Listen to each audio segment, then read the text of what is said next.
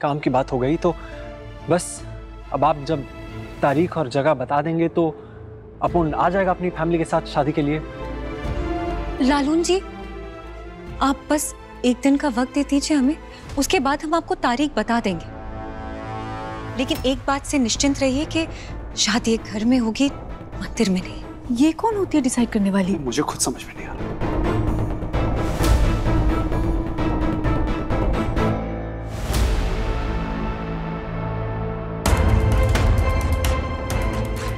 किसके भरोसे पर तुम ये सब बोल रही हो जनक? मुझे सच में कुछ नहीं समझ में आ रहा है। जेठू, किसके भरोसे पे? ये बात छोड़ दीजिए। आपको मुझ पे भरोसा ना, अपनी झनक पे भरोसा है ना? तो बस आप निश्चिंत रहिए, अप्पू दी की शादी घर में होगी, बाहर मंदिर में नहीं। फैमिली मैटर में दखल देगी, अपनी मर्जी के फैसले सुनाएगी और हमें वो फैसले मानने पड़ेंगे। हाँ नहीं?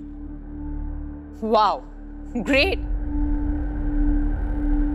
तुम चाहते हो कि मैं इस घर में रहकर ये तमाशा देखती रहूं? अर्शी, मैंने जनक से ये सब करने के लिए नहीं कहा है।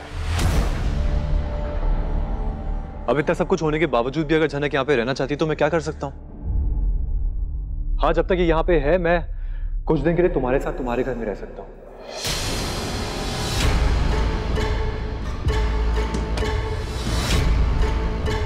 अगर मैं चाहूं ना अर्शी दीदी, हमेशा इस घर में रह सकती हूँ, क्योंकि हक बनता है मेरा। और मैं किस हक की बात कर रही हूँ आप सब लोग बहुत अच्छे तरीके से जानते हैं। अब हमें यहाँ से चलना चाहिए। माँ चलो। तो बेहतर यही होगा कि मैं कुछ दिनों के लिए अर्शी के साथ अर्शी के घर में रहूं। नहीं, मेरी वजह से इस घर को छोड़ के जाने की किसी को भी जरूरत नहीं है। अप्पू दी की शादी होते ही मैं इस घर को छोड़ के चली जाऊंगी, आई प्रॉमिस।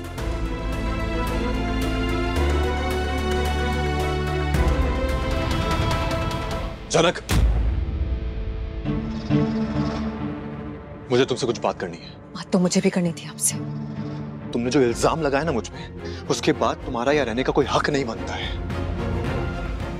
फिर एक बार पूछ रही हूँ, कुछ सच में लगता है मैंने झूठा इल्जाम लगाया है आप पर? तो क्या?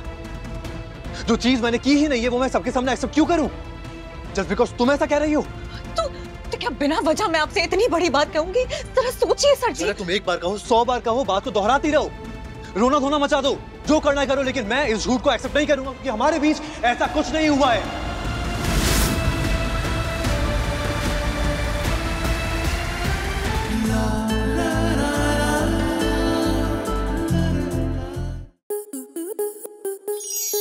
आपके मनोरंजन पर अब नहीं लगेगा कोई ब्रेक। स्टार प्लस के बेहतरीन शोज देखने के लिए लाइक, शेयर और सब्सक्राइब करें स्टार प्लस यूट्यूब पेज को।